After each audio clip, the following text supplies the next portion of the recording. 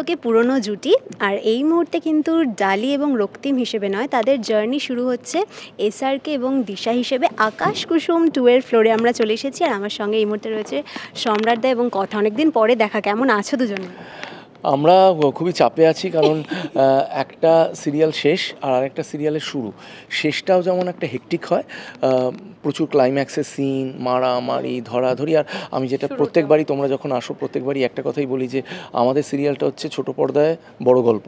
হ্যাঁ, মানে অনেকটা সিনেমার মতো।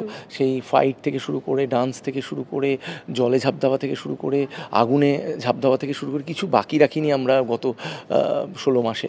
তো সেই জায়গা থেকে দাঁড়িয়ে আমার মনে হয় যে ইয়েস, মানে ভীষণই একটা এন্টারটেনিং জার্নি হয়েছে, এবং আমরা দুজনেই খুব ক্লান্ত, সত্যি কথা বলতে।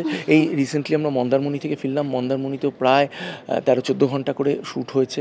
13-14 ঘন্টা করে শ্যুট হওয়া মানে কি, আমরা অন ডিউটি প্রায় 15-16 ঘন্টার থেকেও বেশি আর কি।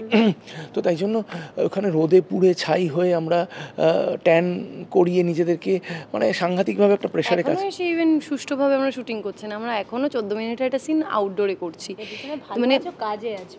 হ্যাঁ, মানে এইটাই তো সবচেয়ে বড় মানে ভালো থাকা আমার মনে হয়, কাজে থাকা। যারা কাজে নেই তারা বরং খারাপ আছে, আমরা তো ভালোই আছি। একদমই একটা নতুন গল্প, কিন্তু নামকরণটা তোমাদের পুরনো যে সুপারহিট ধারাবাহিক ছিল তার সেই নামকরণ অনুযায়ী সিজন 2 আর কি বলা যেতে পারে, কিন্তু গল্পের সাথে সেরকম মিল নেই। এবং দুজনকে পাওয়া কো অ্যাক্টর হিসেবে আবারও ব্যাক টু ব্যাক, এটা কতটা নিজেদের লাকি মনে করছো, নাকি ভাবছো যে অন্য কেউ হলে ভালো হতো? একটু জানি। উনি তো বলতে গেছে, এই জন্মে পেয়েছে বলে বলতে গেছে।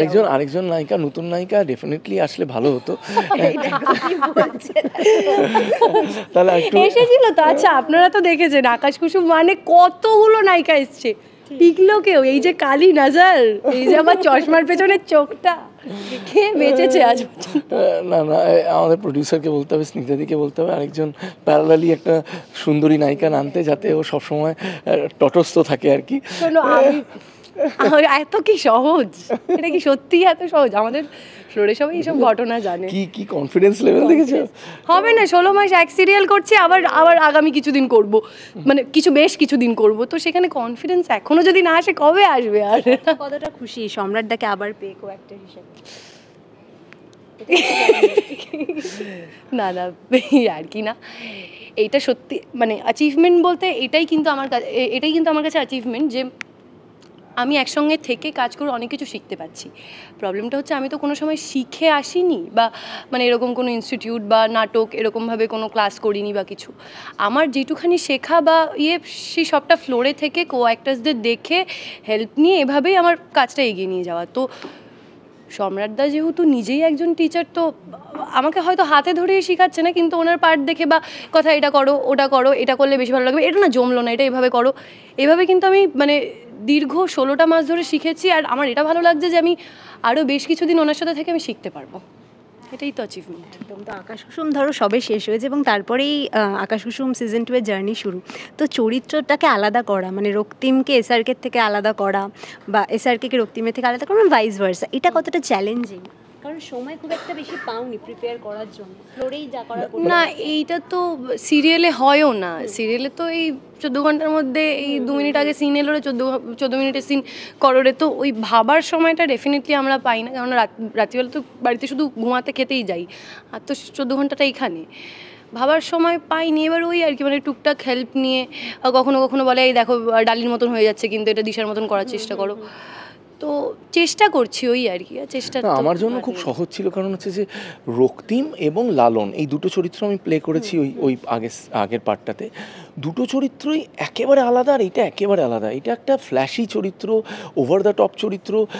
সে গয়না গাটি পরে লোকটা, রংচঙে জামা কাপড় পরে, হই হুল্লোড়ে লোকটা। এবং মজার জিনিস হচ্ছে একটা শিল্পীর যে ডিপ্রেশন বা তার যে ফ্রাস্ট্রেশন, ব্যক্তিগত জীবনের যে ফ্রাস্ট্রেশন, এই জিনিসটা এই পার্টিকুলার চরিত্রতে দারুণভাবে ধরা পড়বে। এবং আমার মনে হয় যারা শিল্পীরা বসে দেখবেন বাড়িতে, তারা ভীষণভাবে অ্যাসোসিয়েট করবেন, তারা হয় না একাত্মা হতে পারবেন এই চরিত্রটার সাথে, তারা বুঝবেন যে একটা একটা শিল্পীর কী বেদনা থাকে, কী ব্যথা থাকে, এবং ব্যক্তিগত জীবনটা যে তাদের সবসময় মঞ্চের জীবনের মতোই অতটা আলোকিত নয় বা অতটা রঙিন আলোয় ভরা নয়, সেটা কিন্তু এই পার্টিকুলার চরিত্রটা দিয়ে বেরোবে। এবং আমার মনে হয় যে দুটো চরিত্র একদম আলাদা, তাই আমার খুব একটা অসুবিধা হয়নি। কিন্তু এই চরিত্রটা ইজ ভেরি নিয়ার টু সম্রাট মুখার্জি, তাই জন্য আমার মানে প্লে করতে ভীষণ মজা লাগছে আর কি। এবং ফ্লোরে যেহেতু আমরা আড্ডাটা দিচ্ছি, ফ্লোর বসে আছে, তো বেশিক্ষণ আর আড্ডা দেওয়া যাবে না, আজকের জন্য এটুকুই আমাদের মানে আড্ডাটা রাখতে হবে। দর্শকদের কি বলবে শেষে? দর্শকদের একটা কথাই যেটা আমি সবসময় বলি, যে আপনারা 25টা বছর ধরে আমাকে ভালোবেসেছেন, তাই আমি সেটা সিনেমা করি, সিরিয়াল করি, যাই করি না কেন, আপনারা আমাকে সবসময় আপনাদের চোখে হারান, আমাকে ভালোবাসা দিয়েছেন।